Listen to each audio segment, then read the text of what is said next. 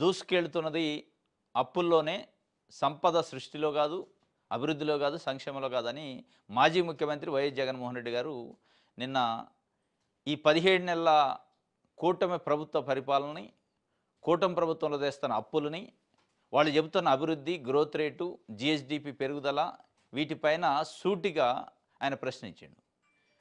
అది ఎట్లా ప్రశ్నించిండు అంటే కాగ్ రిపోర్ట్ని దగ్గర పెట్టుకొని, కాగ్ రిపోర్టును బేస్ చేసుకొని, కాగ్ రిపోర్ట్ డేటాను బట్టి చెప్పిండు. కానీ తెలుగుదేశం పార్టీ, కూటమి ప్రభుత్వం, ఈ కూటమికి సపోర్ట్ చేస్తున్న సోకాళ్ళు జర్నలిస్టులు కానీ, పత్రికలు, టీవీ ఛానళ్ళు లేదు రాష్ట్రం దూసుకెళ్తుంది, రాష్ట్రం అమోఘంగా ఉంది, విజనరీ లీడర్ ఉండు, ఇక అయిపోయింది, పెట్టుబడుల వరద వచ్చింది, పెట్టుబడుల ఉప్పెన వచ్చింది, పెట్టుబడుల పండగ వచ్చిందని చెప్తున్నారు. వస్తే వచ్చింది. కానీ ఈ రాష్ట్రంలో ఉన్న అన్నదాతలు, ఈ రాష్ట్రంలో ఉన్న ప్రజలు, ఈ రాష్ట్రంలో ఉన్న యువత, మహిళలు, వాళ్ళ ఉపాధి విషయంలో ఏం జరుగుతుందంటే ప్రచారం జరుగుతుంది కానీ పని జరగట్లేదని స్పష్టంగా కనపడుతుంది అనేది వైఎస్ జగన్మోహన్ రెడ్డి గారు ఆ కాగు గణాంకాలను బేస్ చేసుకొని చెప్పారు. దానికి సంబంధించి రాష్ట్రము దూసుకెళ్తున్నది అప్పుల్లో తప్ప, అప్పుల్లోనే సీఎం చంద్రబాబు వైఎస్ జగన్ ధ్వజం, తీవ్ర ఆందోళనకరంగా ఆంధ్రప్రదేశ్ ఆర్థిక పరిస్థితి ఉందని చెప్పిండు. ఎందుకు తీవ్ర ఆందోళనకరంగా ఉందనే దానికి కూడా కొంత డేటా ఇచ్చారు. 2025-26 తొలి 6 నెలల్లోనే రాష్ట్ర సొంత పన్నుల ఆదాయం 7.03% ఆదాయ వృద్ధి, అంటే ఇన్కమ్ గ్రోత్ రేటు 7.03 మాత్రమే 2025-26 తొలి 6 నెలలు. గత ఏడాదితో పోలిస్తే ఈ ఏడాది మొదటి 6 నెలల్లో జీఎస్టీ, అమ్మకపు పన్ను ఆదాయాల వృద్ధి 2.85% మాత్రమే. జీఎస్టీ తగ్గింది, అమ్మకపు పన్ను తగ్గింది వసూళ్లు. ఒకవైపు ఆదాయ వృద్ధి రేటు తగ్గింది, 7.03% ఉంది. అంటే గత ఆర్థిక సంవత్సరంతో పోలిస్తే తగ్గుదల ఉంది. వచ్చే ఆదాయం తగ్గుదల ఉన్నాక గ్రోత్ ఎక్కడి నుంచి వస్తుంది అనేది సూటిగా అడిగింది. వాస్తవం కూడా ఇది. మనకేదైనా వచ్చే ఇన్కమే లేనప్పుడు ఇక గ్రోత్ ఎక్కడి నుంచి ఉంటుంది? ఇన్కమ్ను బట్టి కదా గ్రోత్ వచ్చేది. ఇన్కమ్ లేదు, కేంద్రం నుంచి నిధులు లేవు, కేంద్రం నుంచి గ్రాంటులు లేవు. లేనప్పుడు ఈ అభివృద్ధి ఎక్కడిది, గ్రోత్ ఎక్కడిది అంటే లేదు లేదు ఉంది. ఎందుకు అంటే చంద్రబాబు నాయుడు గారు ముఖ్యమంత్రి ఉండు కాబట్టి ఉంది. అంటే కేవలం చంద్రబాబు నాయుడు గారు ముఖ్యమంత్రి ఉండు కాబట్టి మనం గ్రోత్ ఉంది, అభివృద్ధి అవుతుంది, విజన్ అవుతుంది, ముందుకు పోతుంది, రాష్ట్రం ఉరుకులు పరుగులు పెడుతుంది, దూసుకెళ్తుందని నమ్మాలా? లేదా అంకెల్ని కాగ్ రిపోర్టులు నమ్మాలంటే కాగ్ రిపోర్టు కూడా నమ్మాల్సిందే అనేది సూటిగా తెలుస్తుంది. 2023-24లో నుంచి 2025-26 మొదటి 6 నెలల్లో రాష్ట్ర సొంత పన్ను ఆదాయ వార్షిక వృద్ధి రేటుతో పోలిస్తే, అంటే 23-24 వార్షిక వృద్ధి రేటుతో ఇప్పుడున్న ఆర్థిక సంవత్సరం వృద్ధి రేటును పోలిస్తే 2.75% ఆర్థిక వృద్ధిలో మాత్రమే 2.75% మాత్రం వృద్ధి ఉంది. వృద్ధి పెద్దగా ఏం గణనీయంగా ఏం లేదు. కానీ లేదు లేదు అద్భుతాలు ఉన్నాయని చెప్తున్నారు. ఇంకోటి అయినా సరే రాష్ట్రం అద్భుతమైన వృద్ధి సాధిస్తున్నట్టు ప్రజలను నమ్మించడానికి బాబు ప్రయత్నిస్తున్నారు. గత 2 ఏళ్లలో మూలధన వ్యయం వార్షిక వృద్ధి రేటు 16% తగ్గింది. 2025-26లో రాష్ట్రం సొంత పన్నుల ఆదాయం వృద్ధి 3.47% మాత్రమే. కానీ గత ఏడాదితో పోలిస్తే ఈ ఏడాది తొలి త్రైమాసికంలో జీఎస్డీపీ వృద్ధి 10.50 అధికంగా ఉన్నట్టు చెబుతారు. ఇది అనమాట గమ్మత్తు. పదే చంద్రబాబు నాయుడు గారి ప్రభుత్వం, కూటమి ముఖ్యమంత్రి గారు చెబుతుందంటే గత ఏడాదితో పోలిస్తే జీఎస్డీపీ 10.50 ఉందంటున్నారు. గతంలో 10.23 ఉండేదట జగన్మోహన్ రెడ్డి అప్పుడు. ఆయన కంటే ఎక్కువ ఉందని అంకెలు చూపించడానికి చెప్తున్నారా? లేదు, నిజంగా ఉందా?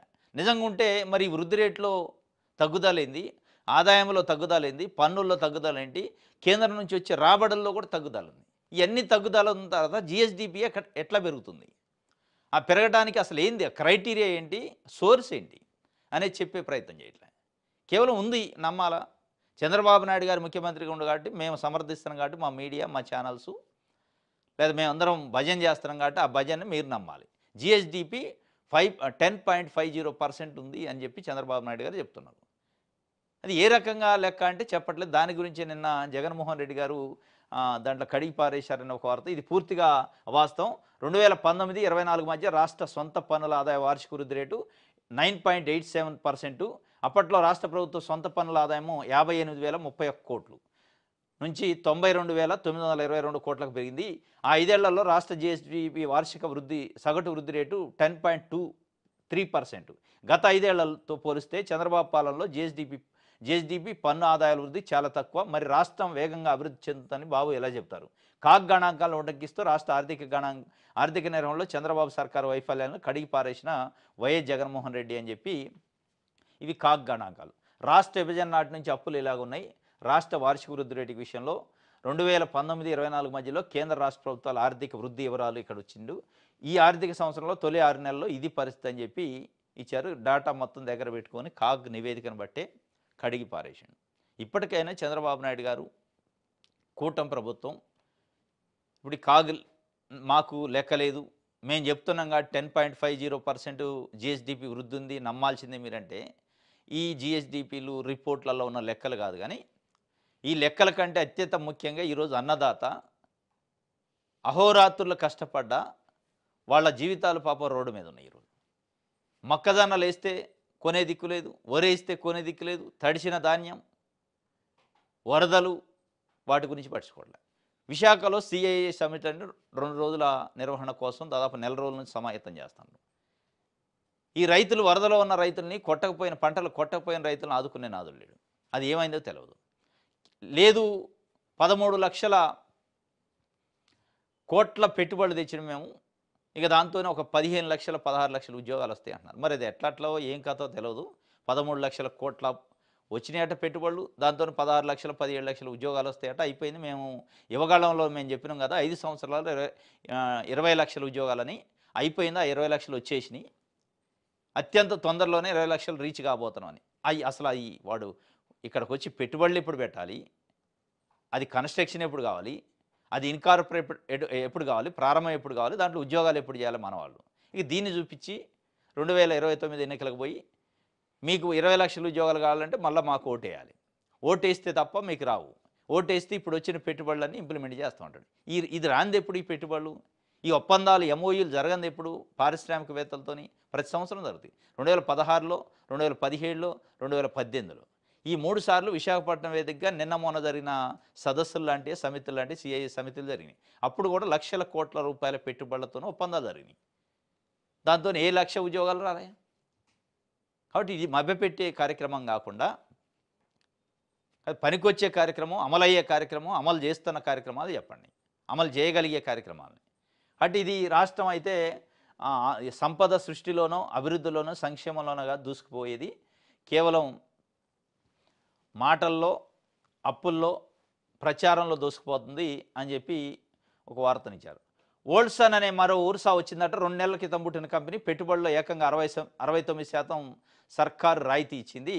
ఇది 15వ తారీఖు 11వ నెల 2025 నాడు జిఓఎంఎస్ నెంబర్ 222 రిలీజ్ చేశారు ఈ ఓల్డ్సన్ కంపెనీ. ఈ ఓల్డ్సన్ కంపెనీ ఎప్పుడు